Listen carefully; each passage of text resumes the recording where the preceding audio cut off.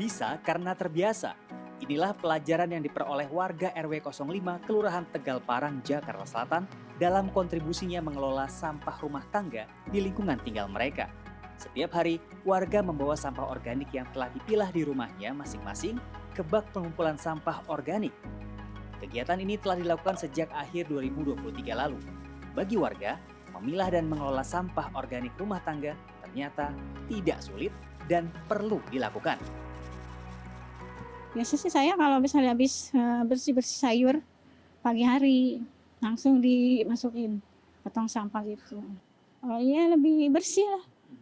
Jadi pasti rumah tangga kita juga nggak ada kayak binatang-binatang semut ya gitu. Kayak tikus yang ini suka apa nyari-nyari makan sampah yang suka basah tuh lebih nyaman lah gitu.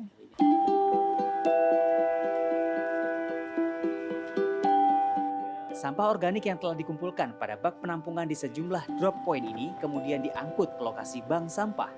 Di sini, sampah organik dimanfaatkan sebagai pakan maggot. Inilah proses mengubah sampah menjadi manfaat. Maggot atau larva dan pupa lalat hitam ini kemudian dimanfaatkan menjadi pakan ternak seperti ayam pedaging, petelur, dan ikan konsumsi. Sebagian juga dikemas dan diperdagangkan untuk pakan burung dan satwa hobi lainnya.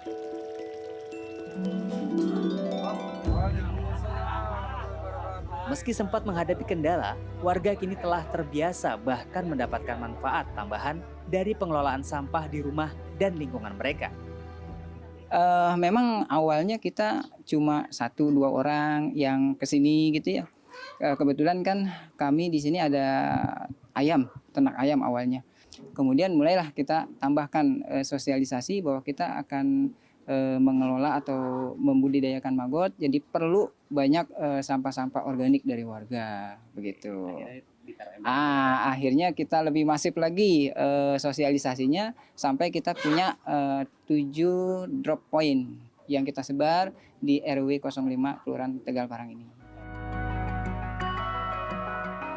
Ketika sampah organik berhasil dikelola dan tidak lagi dikirim ke TPST Bantar Gebang, maka setidaknya volume sampah harian Jakarta akan berkurang 40%.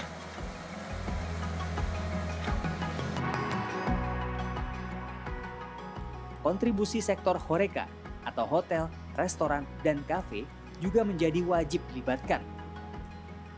Apalagi dengan 870 hotel, 4.460 restoran, 114 catering, dan 684 penyedia makan minum lainnya, sektor ini menjadi penyumbang sampah organik yang besar.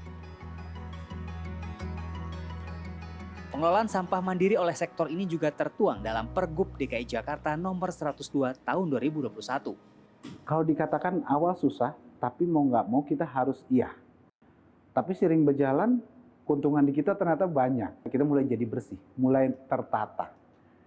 Tim saya atau rekan kerja saya, baik yang dari kitchen ataupun departemen, sudah mulai mengikuti SOP atau alurnya.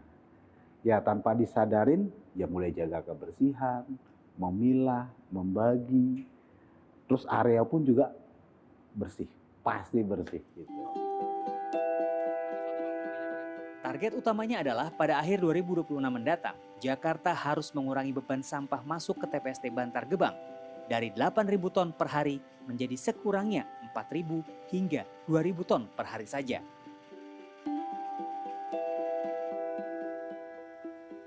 Untuk mencapainya, pemerintah daerah juga telah menginisiasi sejumlah tempat pengelolaan sampah terpadu, salah satunya di Jakarta Recycle Center, Pesanggerahan, Jakarta Selatan. Di tempat ini sampah organik dikelola dengan dimanfaatkan sebagai komposter dan pakan utama lalat hitam. Namun, karena daya tampungnya yang terbatas, untuk mengelola signifikan sampah organik Jakarta dibutuhkan puluhan bahkan ratusan fasilitas seperti ini. Karena dengan pengolahan sampah organik itu dengan metode BASF ini, itu lebih cepat dalam mengurai sampah organik dibandingkan dengan teknologi ataupun metode dengan kompos. Kalau dari pemerintah sendiri mungkin agak sedikit butuh support ya dari pihak lain, mungkin dari warga gitu ya. Saat ini juga sudah ada juga pengolahan sampah organik dengan BASF ini yang dikelola langsung oleh warga. ada juga yang dikelola oleh perusahaan yang cukup besar gitu ya. Dan itu saya rasa untuk 2 tahun ke depan sih masih butuh teknologi lain yang memang dapat mengurai ataupun mengolah sampah organik secara lebih besar lagi kapasitasnya di Jakarta. Lalu, apakah target pengurangan alur volume sampah masuk ke Bantar Gebang bisa tereduksi optimal dalam 2 tahun mendatang? Jawabannya tentu saja tidak, jika kita semua diam dan tidak ikut berkontribusi. Namun, cita-cita tersebut sangat bisa terwujud jika semua orang terlibat menjadi solusi. Proses konversi sampah organik menjadi maggot atau lalat hitam adalah salah satu cara untuk menanggulangi sampah organik di Jakarta atau kota lain di Indonesia. Tapi ini bukan hanya satu-satunya cara. Dibutuhkan kontribusi semua pihak, juga masyarakat, untuk tidak hanya memilah sampah, tapi juga mengurangi sampah. Yogi Tujuliarto, Iman Firmansyah.